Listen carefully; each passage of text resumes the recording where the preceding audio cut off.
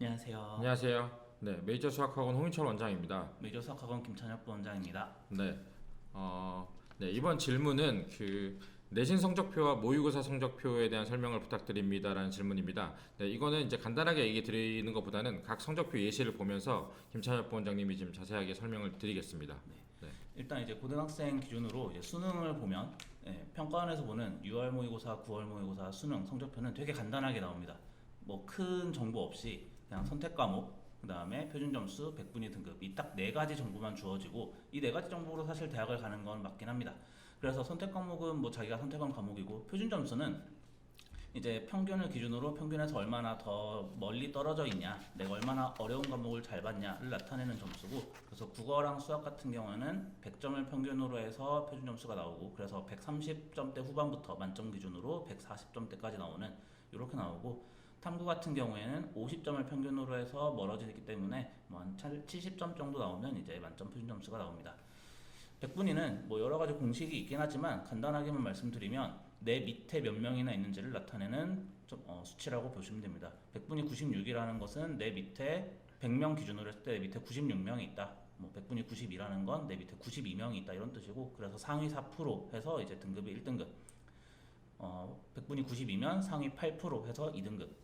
그다음에 뭐 58이면 내 밑에 58% 상위 42%라는 뜻이기 때문에 5등급 이런 식으로 등급이 나오고, 그다음에 절대평가 과목 같은 경우에는 뭐 표준 점수 100분이 없이 내가 그냥 몇 점을 맞았냐에 따라서 등급이 나옵니다.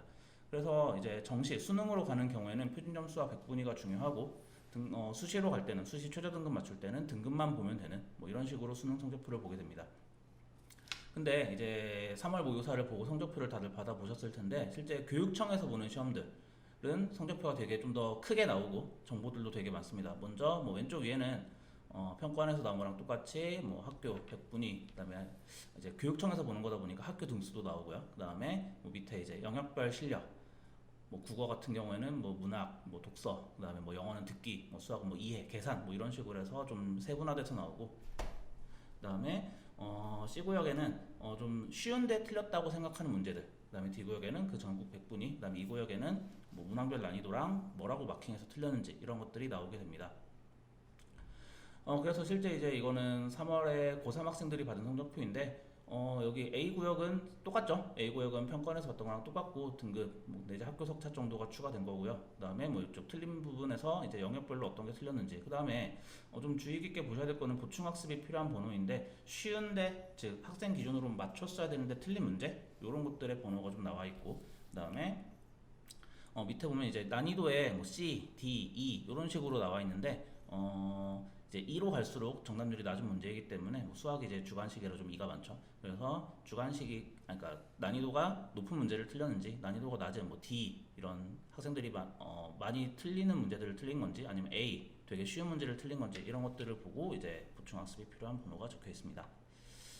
그래서 여기는 추가로 원점수, 석차, 그 다음에 분석들이 나와 있는데, 이거는 수능 성적표는 없죠. 사실 아주 중요한 건 아니고 그냥 추가적인 정보를 주려고 나와 있는 거고, 그래서 실제 사설 모의고사 고3 때 뭐 대성에서 보는 거나 이런 다른 사설 모의고사들을 보면 조금 더 많은 정보들이 나와 있는데, 그거는 추가적으로 이제 분석하는 자료가 될 것 같습니다. 그다음에 이제 실제 이제 내신 성적표 이제 중간고사 봤기 때문에 중간고사만으로 나오진 않고 이건 한 학기 합산으로 나오는데, 과목별로 뭐 지필 1학기 중간고사가 30%, 1학기 기말고사가 30%, 수행이 20%, 수행이 20% 이런 식으로 해서 중간 기말만으로 중간만으로 등급이 나오는 건 아니고요. 그다음에 그래서 실제 맞은 점수 뭐 1학기 중간고사 국어를 88.3점을 맞았는데 그게 30% 반영이 되고, 뭐 90.1점을 받은 기말고사가 30% 반영이 되고, 뭐 수행평가 98점을 받은 게 20% 반영이 돼서 그걸 합산 점수를 해서 원점수를 가지고 이제 석차, 그다음에 평균, 등급 이런 것들이 나옵니다. 그래서 보시면 뭐 93점, 84점 이렇게 되어 있는데, 뭐 다들 아시다시피 고등학교는 A, B, C 원점수가 중요하진 않죠. 그래서 여기 수학 보면 84점 A라고 되어 있는데, 이제 90점 이상이 A가 아니라 좀 난이도가 어려웠던 시험 같은 경우는 학교에서 지정해서 몇 점 이상은 A라고 하겠다, 뭐 80점 이상을 A라고 하겠다 이런 것들은 약간 학교에서 정할 수 있는 그런 거고요. 그다음에 쭉 내려가다 보면 뭐 과학탐구 실험 이런 것들은 이제 등급이 나오지 않는 절대평가 과목이기 때문에 이렇게 성취도 A만 나오게 되고요. 그 다음에 뭐 석차 등급, 이게 흔히 아시는 뭐 내신 몇 등급이라고 말하는 거고, 뭐 여기 석차. 그래서 이런 것들을 가지고 이제 고등학교 내신 성적표를 받게 됩니다. 중간고사, 기말고사 당연히 중요하지만 수행평가에서 점수를 깎이지 않고 만점을 받아가는 게 되게 중요하겠죠. 그래서 이제 중간, 기말, 수행평가 등급 이걸 합산해서 나오고 뭐 이제 모의고사 성적표를 물어보신 거 보면 이미 고등학생이라 중학교 내신은 뭐 크게 신경을 안 쓰실 것 같은데 뭐 학교 알림에 가셔서 뭐 순회중학교 교과별 학업 성취사항 이런 걸 검색하면 이런 식으로 정보가 나와서 A, B, C, D 이렇게 나오는데 뭐 중학교도 똑같이 중간, 기말, 수행 합쳐서 나오고 중학교는 절대평가다 보니까 등급이 없죠. 바로 그냥 뭐 A 그다음에 점수가 몇 점이고 평균이 몇 점인지 이런 것들을 알아갈 수 있습니다.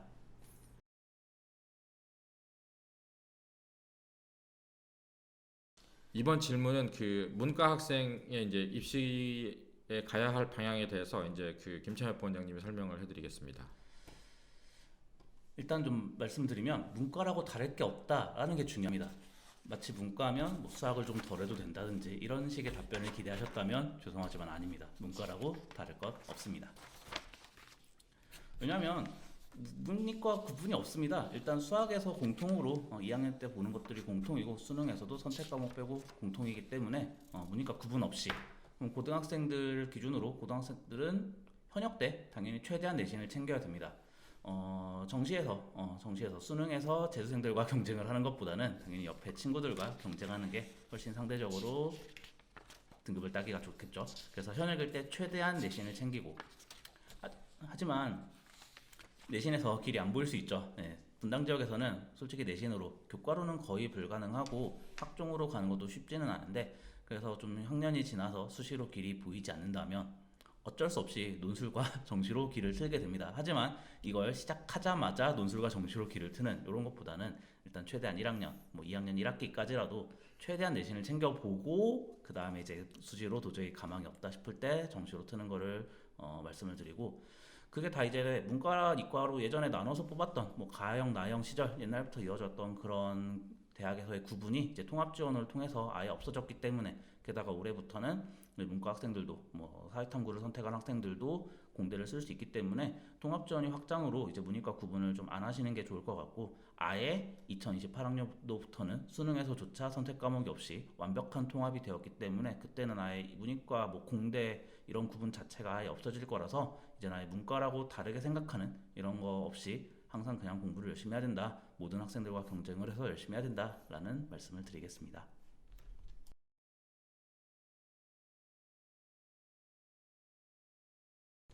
네, 이번 질문은 수학 선행, 심화는 어디까지 해야 하는가에 대해서 홍인철 원장님이 답변해 주시도록 하겠습니다. 네. 일단은 뭐 그 수학 선행을 이제 제대로 했으면 사실 다다익선이긴 하죠. 그러니까 제대로 했다면 다다익선. 그 방점이 그 다다익선이 중요한 게 아니라 제대로 했다면이 가장 중요한 것 같습니다. 일단. 네. 이제 이게 그 제가 계속 말씀드리지만 제대로 했다면 이제 이 제대로 했다면이 되게 어렵죠. 그러니까 보통은 이제 뭐 간단하게 말씀드리면 뭐 그 뒤에 이제 뭐 고등수학이나 수원2 공통수학이랑 수원2대로 말씀을 드리겠지만 일단은 제가 보통 보는 기준은 그 본인이 이제 갈 학교죠. 일반적인 분당에 있는 고등학교 기준에 기출문제를 풀었을 때 점수가 일정 부분 나오는 거. 물론 이제 조금 빡센 학교들은 그거를 그 선행을 하는 도중에 뭐 90점을 넘겠다 이런 건 굉장히 어렵겠지만 그래서 이제 일반적으로 좀 쉬운 학교 기준으로 한 90점 뭐 2개나 아니면 뭐 3개 정도 되면 그래도 이 아이가 그 시험 볼 준비를 학교 가서 할 수 있다라는 얘기를 할 수 있는 거고 뭐 중앙이나 낙생같이 빡센 학교는 아마 한 80점 정도만 선행을 하는 도중에 나오더라도 굉장히 그 선행 자체의 그 학습 성취도가 되게 높다라고 말씀드릴 수 있겠습니다. 네.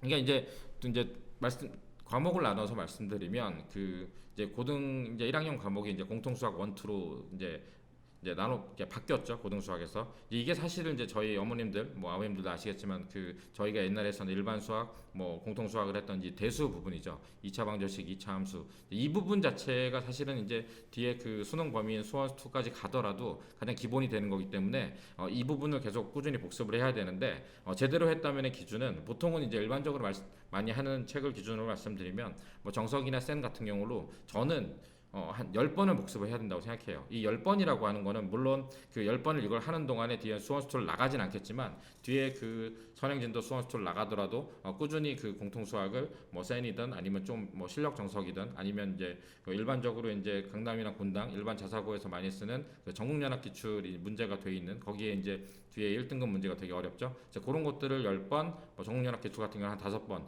이 정도는 풀어야 그 가서 학교 기출을 풀었을 때 아까 제가 얘기한 그 진도 체크를 할 수 있는 그 기준은 아마 넘을 확률이 되게 높고요. 물론 이제 아이들에 따라서는 이제 두세 번 풀고도 나오는 학생들도 있습니다. 이게 뭐그 본인의 능력일 수도 있고 뭐 중등 때 심화나 이런 기출 연습을 많이 해서 그 자체가 좀 습관이 잘 돼 있는 학생들도 있겠죠. 그래서 이제 그런 것들을 일단은 공통 수학을 좀 많이 하시라. 그래서 이제 이게 고등학교 1학년 시험 점수가 그래도 빡센 학교는 한 80점, 좀 널널한 학교는 한 90점 이상 나오는 것까지 가야 제대로 돼서 고등학교 가서 이제 등급이 나올 것이다라는 얘기를 드리고 싶고요. 수원스톤 같은 경우는 이건 솔직히 말씀드리면 한 두세 번 이상 복습하고 가지 않을 거면 해도 어차피 까먹습니다. 이제 어차피 이제 고등학교 같은 경우는 1학년 때 시험을 본 때 다른 선행이랑 병행할 시간이 사실 거의 없어요. 뭐 방학을 이용하지만 보통 이제 고등학교 1학년의 겨울 방학은 2학년 준비의 방학이라고 생각하면 사실상 방학은 여름 방학 짧은 거 한 3주 정도밖에 없기 때문에 내신 준비도 바빠서 사실은 수원수투를 선행을 했더라도 어차피 이제 그 고1 겨울 방학 때 가서 다시 보는데 보통은 센 한 번 정도 본 걸로는 보통 거의 새 출발이라고 보시면 됩니다. 그래서 이제 사실은 이제 말씀드리고 싶은 거는 공통 수학 있는 거를 해서 그 기출 문제 나오는 걸 가장 중요시 하셨으면 좋겠고 수원수투는 그거를 바탕으로 해서 최소한 센 정도도 한 두세 번 이상 풀어야 그게 남는 게 있어서 우리가 남는 거 있다라고 얘기하는 거는 그 고1 겨울방학 때 갔을 때 센을 안 풀고 바로 심화 문제들을 풀 수 있는 정도겠죠. 그래서 그 정도가 가장 중요하지 않을까라는 생각을 합니다. 네. 이러한 선행을 진도 체크할 때 아까 말씀드렸듯이 기출 문제의 기준은 그런 거고요. 저희 학원 같은 경우는 메이저 테스트라고 하는 거는 이제 센에 대한 그 복습 테스트죠. 그래서 그 센에 대한 복습 테스트가 90% 정도 돼야 저희가 일단 센 정도가 성취도가 됐다라고 넘어가는데 문제는 이게 처음에 넘어갔다고 해도 2주 뒤에 보면 다시 까먹습니다. 그게 복습이 필요한 이유고, 네, 그렇기 때문에 그러한 그 체크를 항상 해가면서 성취도가 되는 게 몇 번을 회독을 하는 것보다 더 중요하다고 생각이 됩니다. 네.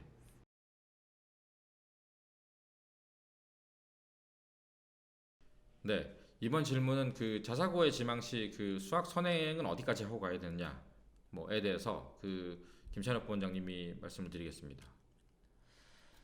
네, 간단히 말씀드리면 최소한 고2 심화 과정까지는 했어야 된다라고 말씀을 드리겠습니다.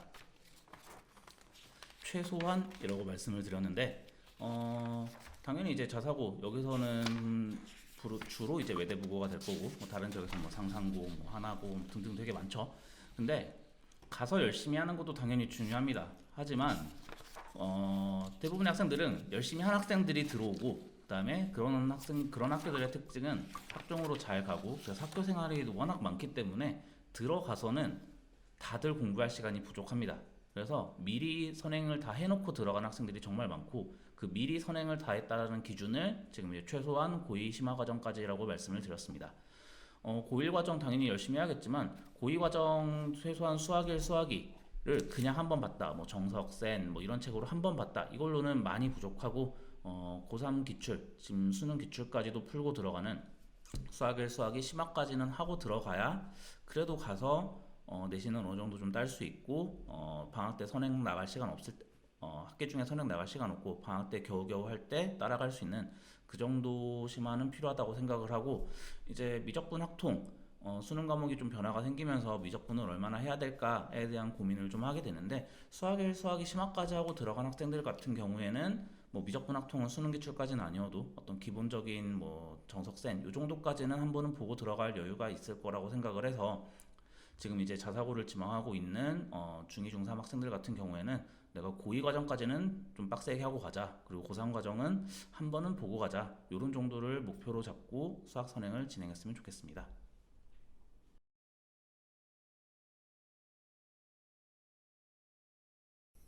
자, 이번 질문은 그 내신 1등급을 위한 선행 방법, 이제 1등급의 방점이 찍혀 있는 질문입니다. 그래서 이제 1등급을 받기 위해서는 이제 고등 전까지 이제 뭐 회독도 뭐 성취도가 중요하다는 얘기를 많이 드리지만 일단 일반적으로 알 수 있는 회독과 심화는 어디까지 해야 되는지, 이제 입학 전에 이제 수학 선행을 어느 정도 강도로 얼마만큼을 해야 되는지 입시에 도움이 되는지 궁금하다는 질문이 있어서 이에 대해서 이제 김찬혁 부원장님이 답변 드리겠습니다. 네, 언제나 선행은 그렇지만 제대로 했다면 다다익선 많이 할수록 좋습니다. 근데 문제는 여기서 다다익선에만 꽂히셔서 아 그래 그러면 일단은 뭐 몇 회독 몇 번 이거에 초점을 맞추시고 학생이 제대로 모르는 상태에서 그냥 회독만 돌리는 뭐 여러 가지 책 한 번씩 보는 이런 것들보다 그게 중요한 게 아니라 제대로 했다면의 방점이 찍혀야 되는데 제대로 한다면 사실 한 책을 여러 번 보는 사실 뭐 많이들 학창 시절에 뭐 한 정석 10번 봤네 뭐 이런 말씀들 많이 하시고 한 책만 여러 번 봐서 마르고 달 때까지 본다 뭐 이런 식으로 말씀하시는 거 즉 제대로 했다면이 중요한 거지 모든 책을 한 번씩 다 보는 이런 것들을 보다는 한 책이라도 한 책을 제대로 판다면 어차피 모든 심화책들이 문제들이 겹치는 것들이 많거든요. 그래서 제대로 했다면 좀 초점을 맞추시고 진행을 하는 게 좋을 것 같고 그럼 제대로 했다는 건 뭐냐 이제 뭐 제일 좋은 거는 기출 시험을 보는 거. 학생이 가고 싶어하는 고등학교에 뭐 작년, 재작년 기출을 보면서 그 기출에서 내가 몇 개를 틀리고 그게 실제 시험에서 몇 등급이었는지 이런 걸 확인하시는 게 일단 좋고 뭐 그게 좀 힘들다, 기출을 구하기 힘드시다라고 하면 주변에 학원 많기 때문에 학원에서 레벨 테스트, 진단평가 이런 거 한번 보시면서 학원에서 어떻게 판단을 해주는지를 들어보시는 것도 좋을 것 같고 단지 좀 이제 레벨 테스트나 이런 진단평가들은 좀 어렵게 나오는 경우들이 있기 때문에 단순 점수만으로 판단하시는 것보다는 어느 과정에 어느 단원에서 약점이 있는지 이런 것들을 참고하시는데 좀 쓰시는 게 좋을 것 같다. 마냥 진단평가 어렵게 내서 막 20점, 30점 받는 그런 난이도 조절 못하는 학원들의 진단평가는 좀 추천을 드리지 않고 뭐 난이도 별로 잘 분포되어 있는 뭐 쉬운 거부터 어려운 거까지 다 있어서 어디 부분까지 난이도적으로 확실히 마스터를 했는지 이런 것들을 판단할 수 있는 진단평가 보시는 걸 추천을 드립니다. 그래서 실제로 이제 뭐 분당 지역 기준이기 때문에 분당 지역에서 뭐 흔히 낙중대라고 말하는 어려운 학교랑 그 이외의 일반적인 학교 그런 데서 1등급을 받는다면 대체 어느 정도냐 실제로 낙중대를 제외하고는 극단적으로는 고1 과정까지만 하고 들어가는 경우에서도 1등급을 받아내는 학생들이 있습니다. 물론 이제 고2 과정 올라가면서는 시간도 많이 걸리고 방학 때 많이 해야 되다 보니까 좀 힘들어하는 경우도 있긴 하지만 고1 과정까지만 하고 들어간 상황에서도 약간의 이제 좀 찍어서 맞추는 거라든지 시험 난이도 그다음에 컨디션 이런 것들 때문에 1등급을 받아내는 학생들이 좀 있어서 좀 학생이 느리다 아직 선행이 많이 안 됐다 싶으면 고1 과정까지라도 확실히 하고 들어가자 그리고 이제 학교 선택을 조금 이제 쉬운 학교 시험이 상대적으로 쉽게 나오는 학교를 선택을 하자를 말씀을 드리고 하지만 그렇다고 하더라도 당연히 선행 많이 해놓고 확실히 해놓고 들어간다면 당연히 이런 학교를 좀 일반적인 학교를 가는 데도 좋겠죠. 근데 이제 내가 목표가 좀 높아져서 눈이 높아져서 뭐 낙중대 정도로 가면서도 거기서도 1등급을 받고 싶다. 그러면 이건 약간 좀 확신적으로 이 정도면 1등을 받습니다라고 말씀을 드리기 좀 힘듭니다. 최소한 고2 심화까지는 이미 다 끝내고 들어온 학생들이 엄청나게 많기 때문에 그 학생들 사이에서 경쟁을 해야 되고 그래서 1등급 경쟁을 해볼 만하다까지는 말씀을 드리지만 이 정도면 학생에서도 무조건 1등급을 받을 수 있습니다. 라고는 저는 이제 말씀을 드리지 않는 편이고 이 정도면 뭐 경쟁을 통해서 1등급 받을 실력은 충분히 되고 뭐 좀 운이 좋아서 맞추는 게 있으면 받을 수 있겠다 이런 정도로 말씀을 드립니다.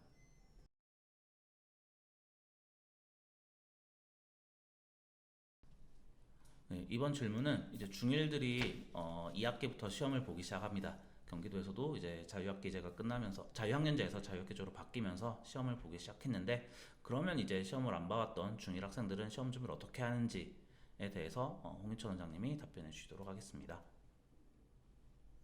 네. 중일 시험이 이제 부활한 거죠. 뭐 1-1 과정을 보는 학교도 있고 1-2 과정을 보는 학교도 있지만 1-1 과정 그 시험 있을 때 굉장히 어렵습니다. 근데 가장 중요한 거는 그 이 아이들이 그 제대로 된 그 시험이 좀 어렵다고 하는 기출을 본 적이 없어가지고 사실은 그 심화 문제를 많이 풀더라도 가서 시험장에서는 시험 보는 연습 부족으로 틀리는 경우가 많아서 기출 푸는 연습을 그 실전과 같은 연습을 많이 하는 것이 가장 중요하다라는 일단 얘기를 먼저 드리고 싶습니다. 네. 그러니까 이게 그 뭐 당연히 이제 진도를 나갈 때는 당연히 뭐 샌딩의 유형설을 보고 뭐 이제 그 중학교 학교마다 다르긴 하지만 이제 뭐 심화 문제집 같은 경우는 뭐 A급 뭐 블랙라벨 최상위 이제 이런 것들을 많이 복습하죠. 이제 한두 번 그러니까 초등학교랑 달리 그게 이제 한 번 풀었을 때 다른 평가 가서 뭐 다 맞거나 하나 틀리고 이제 이런 시험이 아닐 거예요. 특히나 뭐 수뇌나 내정 같은 경우는 심화 문제를 여러 번 많이 풀어도 사실 시험장 가서 그러니까 본인이 그 몰라가지고 선생님한테 듣고 다시 풀었던 문제가 실제 시험장에서 풀리려면 그거를 본인이 풀어서 듣고 오답을 한 거를 다시 풀었을 때 틀렸을 때 들었을 때 그거를 본인 스스로 안 듣고 풀 수 있는 것뿐만 아니라 그게 이제 시간이 주어지고 압박감이 있는 상황에서 기출 문제를 다른 문제를 풀면서도 그 문제를 내가 손을 대서 풀 수 있다라는 확신이 들 정도의 연습이 있지 않으면 사실 시험장 가서는 그 문제를 빼고 풀게 됩니다. 그래서 그렇게 되기 때문에 그 어쨌든 상위권, 극상위권이 가서 어쨌든 시험을 틀리지 않게 가려면 그 심화 문제집을 많이 푸는 거를 넘어서 그 시간 맞춰서 보는 시험 연습을 이제 중2, 중3 가면서 고등 가면서 애들 많이 하지만 중2는 처음이잖아요. 그래서 그 시간 맞춰서 연습을 안 하면 사실 OMR 카드 쓰는 것도 굉장히 힘듭니다. 그래서 이제 그런 연습들을 하고 가셔라. 그래서 이제 저희 같은 경우도 아마 저희가 이제 2-1 시험 처음 보게 되면 도전100이라고 이제 기출 문제 연습을 미리 시키면서 이제 모의 평가도 보고 하는데 그걸 아마 이번에 이제 2학기 때 어쨌든 시험 보는 거를 아마 여름방학 때부터 준비를 해가지고 아마 그 시험을 많이 보게 할 것 같아요. 시험은 분당에 이제 기출 문제가 일단 기본이고 더 나아가 이제 조금 빡센 학교를 보려면 강남에 이제 기출들을 많이 보니까 이제 그렇게 연습을 하시면 좋을 것 같습니다.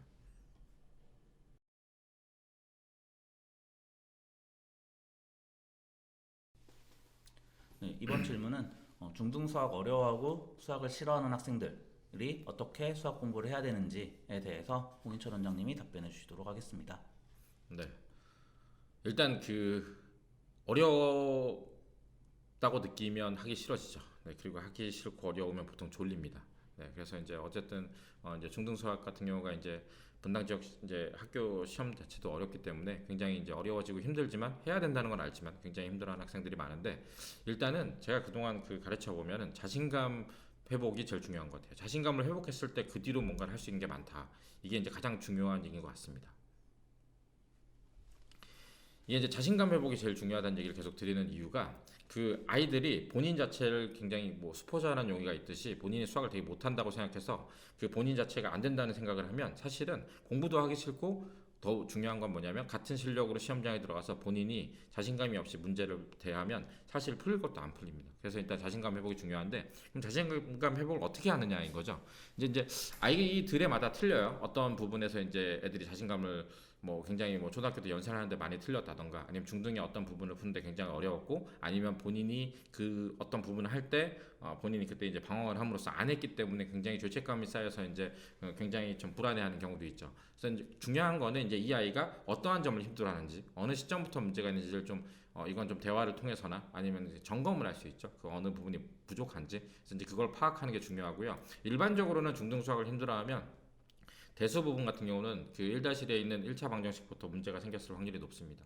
그래서 1차 방정식에서 식을 잘 써서 연습이 잘 되어 있으면 사실 2-1에 있는 연립 방정식은 잘 했을 거고요. 물론 이제 거기까지는 잘 갔더라도 뒤에 이제 인수분해나 이제 그 고생공식 나와서 인수분해부터 힘들어하실 수도 있지만 일반적으로 제가 그동안 경험에 의하면 중등 수학 자체를 힘들어하는 학생들은 어쨌든 1-1의 그 사실은 1차 방정식이랑 그 이제 뭐 기하 같은 경우 뒤에는 이제 닮음 같은 경우는 이제 그 삼각형 이등변 삼각형 거기부터 힘들어했을 수 있는데 그 부분을 할 때부터 이제 잘 안 돼서 이제 고생을 많이 했는데 사실은 그렇습니다. 사실 거기는 모든 학생들이 힘들어하고 처음에 그 부분을 연습을 굉장히 많이 해서 복습을 하고 많이 해서 극복을 하고 이제 모든 걸 알아가는 과정을 안 거치고 그냥 앞에서 배운 듯이 초등학교 때 배우듯이 물 흐르듯이 그냥 지나고 나면 사실 그 뒤로는 기억도 안 나고 문제가 안 풀립니다. 그렇게 되면 이제 자신감이 떨어지는 거죠. 주변에 보면 왠지 잘 풀 것 같고 그렇지 않은 경우도 많지만, 네. 그리고 이제 연산을 싫어하거나 이제 어려워서 싫어하기도 하고, 네. 이러한 모든 것들을 파악했을 때 아이들의 자신감을 회복시켜 주려면 그 부분을 완전히 다시 하는 경우도 있지만 보통은 약간 좀 쉬운 약간의 그 부분을 복습할 수 있는 걸로 본인을 다시 알려주면서 그 부분을 본인이 할 수 있다는 것을 본인이 느끼게 해주는 게 일단 제일 중요한 것 같고요.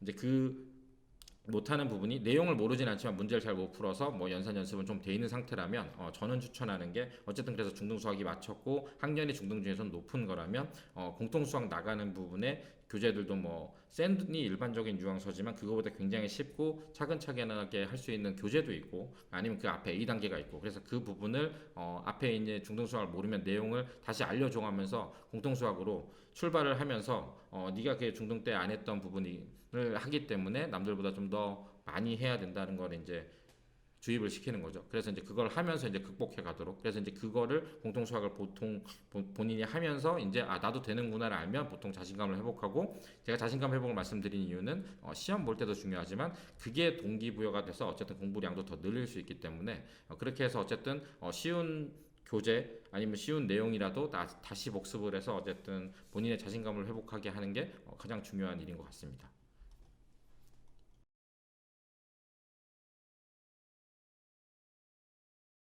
네.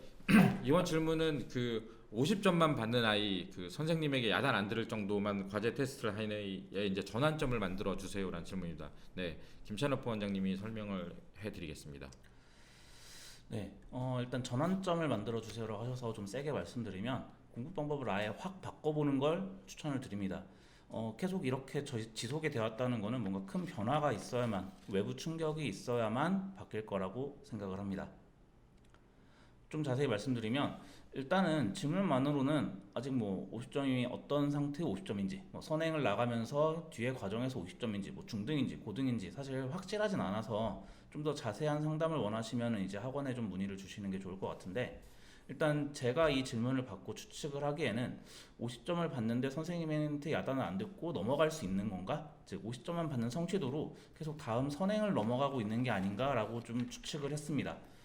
자기주도 학습 저희 학원 같은 경우에는 자기주도 학습을 하다 보면 학생이 모르면 어차피 뒤로 넘어갈 수가 없거든요.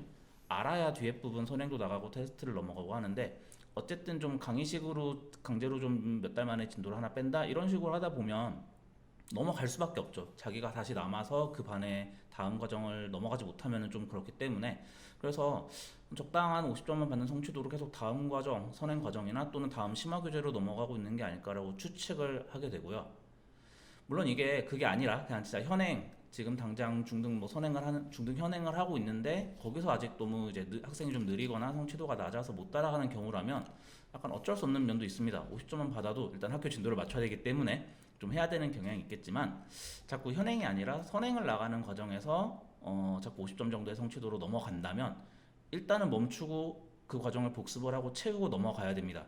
근데 이 과정이 뭐 채워지지 않는 상태로 자꾸 그냥 넘어가기만 하고 있다면 그렇다면 뭔가 이제 환경의 변화가 필요하다. 뭐 강제로 이제 학원을 다니고 있다면 학원을 바꿔보거나 아니면 뭐 학원을 안 하고 인강으로만 듣고 있다면 인강을 바꿔보거나 아니면 뭐 다른 방법을 아무튼 찾아보는 거 이거에 한번 변화가 필요하다고 생각을 하고 이게 이제 현재 상황이 어떻고 어떤 식으로 바꿔보고 싶은지 좀 생각이 있으시다면 이거는 이제 좀 뭐 학원 선생님이나 학교 선생님이나 이렇게 좀 1대1로 상담을 해보시는 거를 일단은 추천드립니다.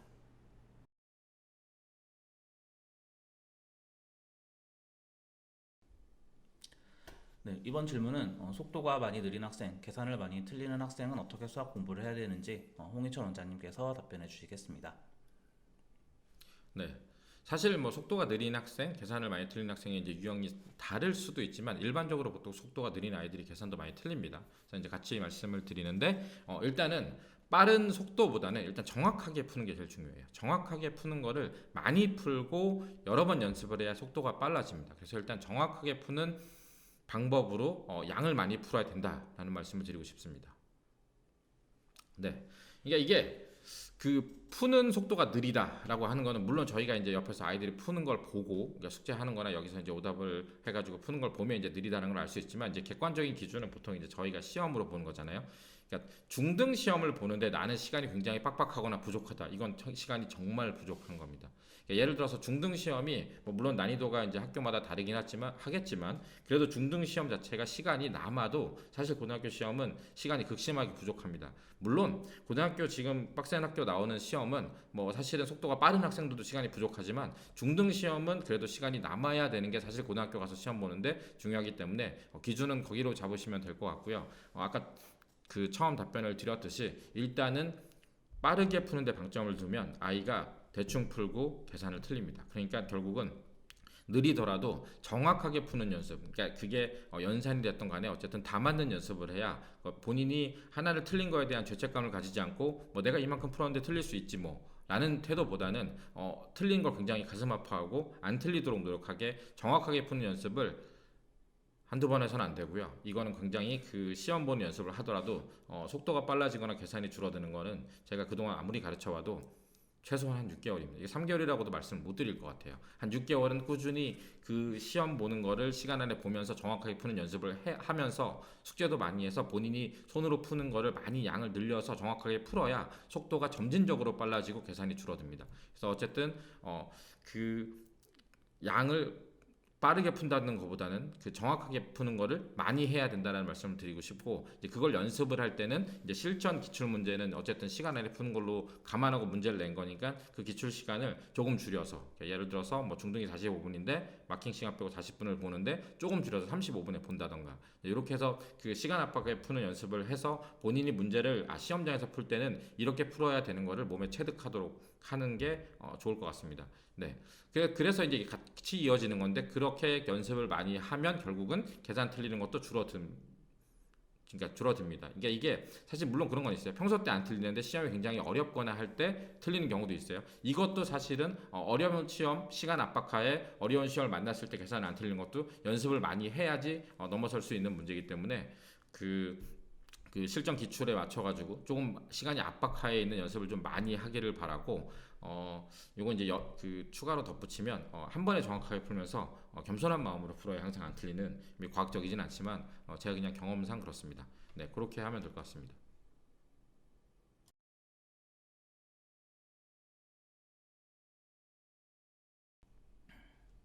네, 이번 질문은 학생에 따라 좀 다른데 한 번에 잘 받아들이는 아이가 있고, 한 번에 잘 받아들이지 못해도 한 번만 딱 자기 것으로 받아들이면 확실히 안 틀리는 그런 아이들에 따라서 공부를 어떻게 해야 되는지 홍인천 원장님이 답변해 주도록 하겠습니다. 네. 일단 이제 아이들의 러닝 커브가 달라서 이제 그 아이들의 성격에도 달라서 이제 그런 차이를 보이는 거죠, 그죠? 네. 한 번에 잘 받아들인 아이는 복습이 제일 중요합니다. 빠르게 가기 때문에 빠르게 잊어버릴 수 있기 때문에 복습을 많이 하는 게 중요하다라는 말씀을 드리고 싶고, 한 번에 자기 것으로 소화되면 안 틀리는 아이는 처음에 이해하고 넘어가는 게 굉장히 오래 걸리는데, 그것을 주변에 옆에서 그 인내를 가지고, 그 다음에 그 아이의 납득할 만하게 어쨌든 수학은 논리의 학문이니까 그 논리를 잘 설명해서 납득을 시켜서 넘어가는 게 가장 중요하다고 생각합니다. 네. 일단은 한 번에 잘 받아들인 애들이 이제 보통 소위 얘기하는 이제 소감 있고 센스 있는 학생일 확률이 높고요. 근데 그거를 이제 사실은 이게 증명이 자기가 딱 자기 생각대로 문제 푸는 걸 안 하더라도 일단은 좀 약간 무비판적으로 수용하는 애들도 좀 빨리 넘어가는 경우가 있어요. 요즘 같은 경우는 센이 유형별로 되어 있기 때문에 그 유형을 받아들이면 물 흐르듯이 지나가죠. 이제 그렇게 지나가기 때문에 가장 중요한 거는 지나고 나서 좀 있으면 까먹는 경우가 많습니다. 빠르게 복습을 시킬 수는 있지만, 그래서 이거는 복습이 많이 필요하고, 더 중요한 거는 이제 유형서의 단원 순서 문제 유형별로 되다 보면 거기에 익숙해져 가지고 그 유형을 지금 풀고 있을 땐 풀어도 따로 띄어나서 풀면은 못 푸는 경우가 많습니다. 이제 이런 거는 그 자체를 따로 유형이 섞여 있는 테스트 있죠. 그래서 이제 그 문제를 봤을 때 내가 어떤 유형의 위에 풀던 거 똑같이 풀지 않는 테스트를 통해서 문제를 풀어서 시험을 보면 어쨌든 문제를 이제 풀기 위해서 기억을 인출하는 연습을 하게 되면 이제 기억이 오래 가고 남기 때문에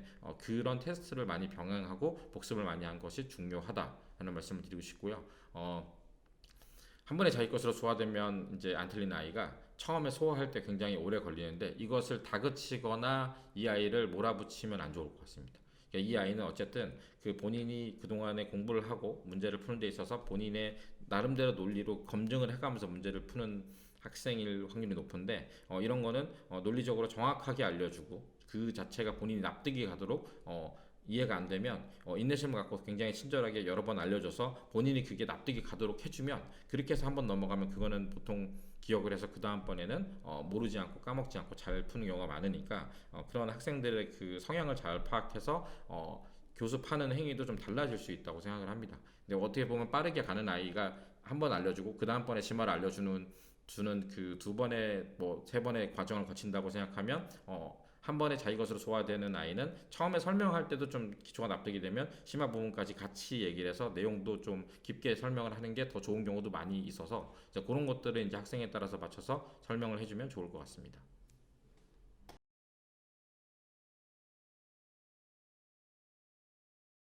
이번 질문은 학생들에게 동기부여 해줄 수 있는 방법. 참 동기부여라는 말이 어렵죠. 네, 동기부여 해줄 수 있는 방법에 대해서 홍인천 원장님이 답변해 주시도록 하겠습니다. 네, 동기부여 가장 어려운 얘기죠. 뭐 그게 자이든 타이든 뭐 물리력을 쓰든 뭐 뭘 하든 이제 안 하는 애는 안 하는 경우도 있어서 굉장히 어려운데 제 그동안의 경험에 의하면 일단 그 진도나 자신감, 그 진도에 대한 자부심과 본인이 갈 고등학교의 기출 문제를 풀기 시작할 때 아이들의 눈빛이 많이 바뀌는 걸 봤기 때문에 일단은 그 아이들을 약간은 자의, 약간은 타의로 어쨌든 그 연습을 시켜서 진도 본인이 그 어떤 어려운 문제를 풀 수 있다는 그런 그 어떻게 보면 경험 그런 걸 통해서 이제 기출 성적까지 이어지는 것을 보여주는 게 일단은 그 단기 목표에는 가장 그 동기부여가 되는 것 같습니다. 네, 이게 그 아이들이 그런 게 있어요. 너 그러니까 중학교인데 너 고등수학 어디에? 쟤는 수원한데 이게 참 그 교육적인 측면에서는 비극적인 일이지만 어쨌든 그 본인의 선행 학습이나 뭐 쟤는 실력 전형을 푼데 뭐 이제 초등학생이 실력 전형을 푼데 이제 이런 게 화제가 되는 것처럼 아이들이 이제 그런 거를 하는 거에서 자부심을 느끼는데 뭐 그게 현상적으로 좋다라는 말씀보다는 이제 그런 것들을 비춰볼 때 아이들이 본인 자체가 어쨌든 뭐 공부를 다른 애들 수학 많이 하는데 안 했다고 하더라도 그거를 이제 좀 그 어쨌든 해야 될 건 해야 되지만 조금 이제 뭐 방학이나 이제 시간이 많을 때 이제 아니면 그 학기 중에도 조금 수학한 걸 많이 나온다던가 숙제를 많이 한다던가 해서 어쨌든 그 본인 나갈 진도를 조금 심화를 많이 하고 진도도 빨리 나가게 되면 거기에 대해서 꽂혀서 굉장히 그 동기부여를 느끼는 경우가 있어요. 예를 들면 초등학생이 중등 수학을 나갔는데 뭐 이제 중등 수학 나갈 땐 굉장히 매너리즘에 빠져 있다가 고등 수학을 한다 그러면 되게 기뻐서 이제 자랑을 하면서 그때 가서 되게 열심히 하는 경우가 이제 경험이 좀 많았거든요. 이제 그런 것처럼 물론 중등 수학을 제대로 안 하고 넘어가는 건 문제가 있지만 어쨌든 그 제대로 하고 넘어갔을 때 어쨌든 그 진도 자체도 하나의 이제 자부심으로 동기부여가 될 수 있다.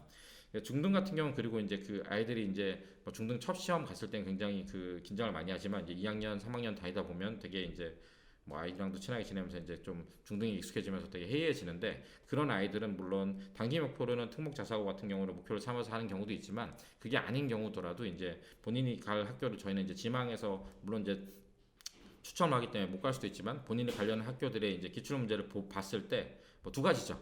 풀만하네. 나도 이제 이만큼 하니까 고등학교 가서 등급이 몇 등급이면 대학이 어디래? 라고 하는 걸로 이제 동기부여가 되기도 하고, 난 잘하는 줄 알았는데, 봤더니 이게 점수가 말이 안 되네? 그러면 이제 그거를 가지고, 근데 이게 원래 처음에 이렇지만, 네가 아직 그 연습을 많이 안 한 거고, 이렇게까지 많이 해야 돼. 해서 이제 그게 올라가서 이제 점수가 나왔을 때 이제 동기부여. 이런 게 일단은 좀, 뭐, 단기적으로는, 저희 수학학원으로서는 이제 동기부여를 하는 게, 좋은 거라고 생각해서, 이제 그걸 위해서 저희가 이제 고등학교 1년 기출 문제집 같은 경우는 이제 중등에서 풀렸을 때 제가 아이들이 그 점수가 나오는 걸 보고 집에 가서 이제 자랑을 하는 거죠. 이제 그렇게 돼서 동기부여가 되는 걸 많이 봤기 때문에 이 두 가지가 일단 저는 단기 목표 설정에는 좋을 것 같습니다.